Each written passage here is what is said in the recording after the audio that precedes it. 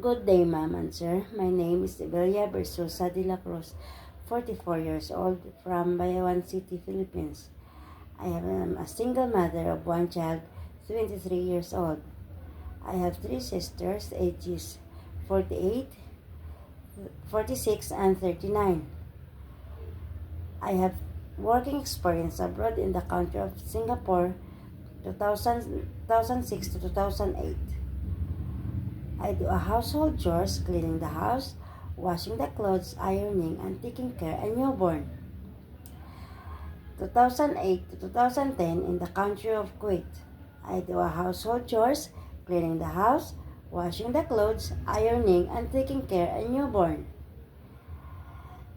2011 to 2014 in the country of Kuwait.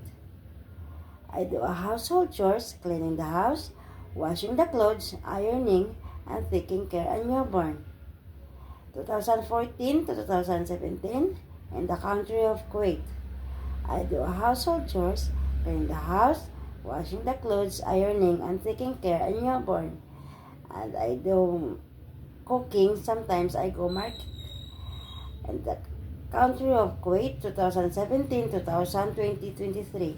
I do a household chores, cleaning the house, washing the clothes, ironing, and taking care of a newborn. But my priority is taking care of a newborn. And last, in the country of Hong Kong, 2023 to 2025, I do a household chores, cleaning the house, washing the clothes, ironing, and taking care of a newborn.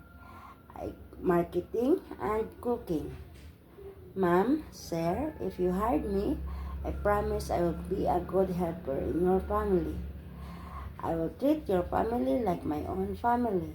Thank you, ma'am. Thank you, sir. Hope to see you there. Bye. God bless.